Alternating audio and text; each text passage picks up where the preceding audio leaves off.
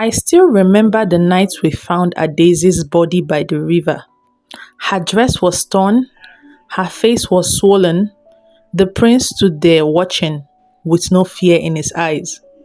That was the night everything in our village changed. My name is Injideka. When these things happened, I was maybe 12 years old. I lived in a small village called Okpoko. Our village was quiet. People woke up early, swept the front of their houses, and went to the farm.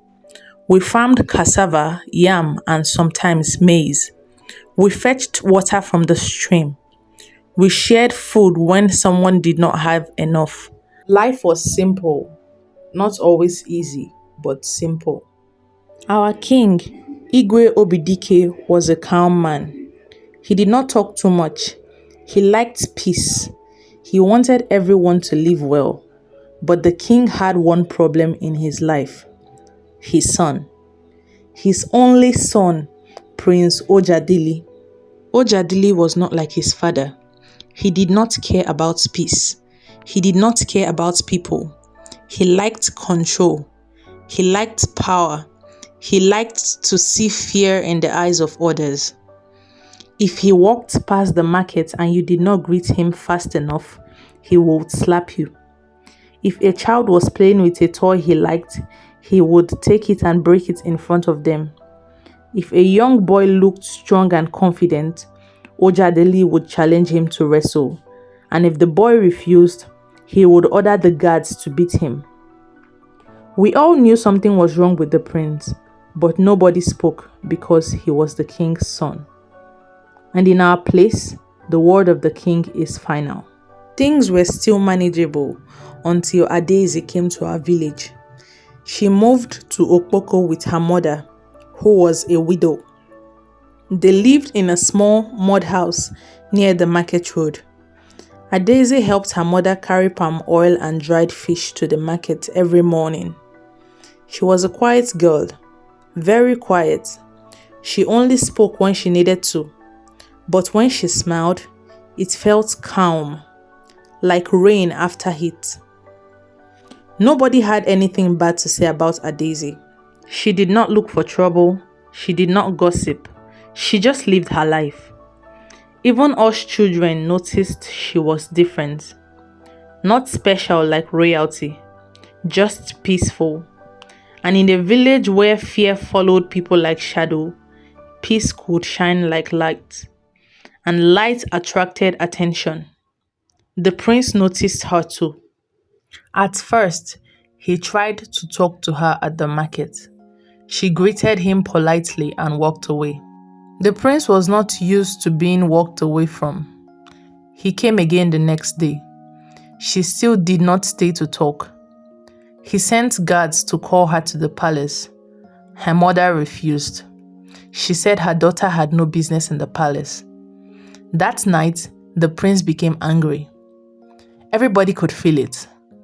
When Ojadili was angry, people suffered. He walked around the village with a stick, hitting people, kicking buckets of water, shouting at children to run away. That night, the village did not sleep well. Then one market day, something happened. I was there. I saw it. Adaeze and her mother were selling palm oil when the prince came. He stood in front of them. The whole market became quiet. Even the traders who used to shout prices lowered their voices. The prince said, "Come to the palace, I have chosen you." Adaeze's mother shook her head and held her daughter's hand. The prince laughed. Not a funny laugh, a cold laugh. Then he walked away. Everybody knew this was not over. A few days passed, nothing happened. We thought maybe the prince had forgotten. Maybe he found a new thing to disturb. Maybe he traveled to visit other towns. The air became lighter again. But danger hides quietly sometimes. That evening, I was coming back from the farm with a bag of cassava on my head. The sun was almost gone. The sky was orange. I heard shouting near the path by the river. When I came closer, I saw people hiding behind trees. I looked too. The prince was dragging Daisy by the arm. She was crying and begging. Her dress was covered in dust. The guards were there, but their eyes were empty. They did not help her. Nobody helped her. Everybody just watched. I felt my chest become tight. I was a child, but I knew what fear tasted like. It tasted like metal in your mouth. My hands were shaking. The prince pulled Daisy to the riverside. He forced himself on her. She cried, she fought, she begged, but he did not stop. Some of the women pressed their hands to their mouth so they would not scream. One man turned his back and walked away quietly. Some people dropped their baskets and ran home, pretending they saw nothing. I did not move. I do not know why. Maybe shock, maybe fear held my feet to the ground. When the prince was done, Daisy tried to stand up. She was weak. She held her head. She was dizzy. The prince pushed her aside to move away from her. She fell. Her head hit a stone. She stopped moving. Just like that. No shout, no long breath, just stillness. The prince looked at her. Then he smiled. A small smile. Then he walked away, as if nothing happened. We carried Daisy's body to the village square. Her mother screamed until her voice broke. The whole village was silent, not because they did not care, but because fear is stronger than pain. Nobody confronted the prince. Nobody spoke of justice. Nobody said the word mother. Night came. The drums were silent. The moon felt dim. The king came out and saw the body. He did not say a word. He just looked at his men. The prince did not bow.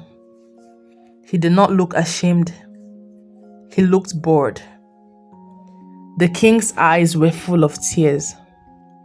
The next morning, the king called the elders. They closed themselves inside the meeting house. They spoke in low voices for hours. Nobody outside knew what was said. But when the sun had climbed high, 4 big men came to the prince's room. They tied his hands. No ceremony, no announcements, no goodbyes. They led him into the forest path and disappeared. Some said he was taken to a far kingdom and made a servant.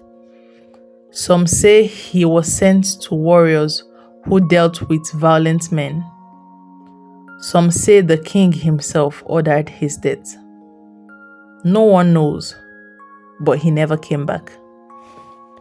We buried Daisy near the big tree by the river, the same place where she used to sit and wash cassava with her other girls, the same place where she laughed quietly sometimes.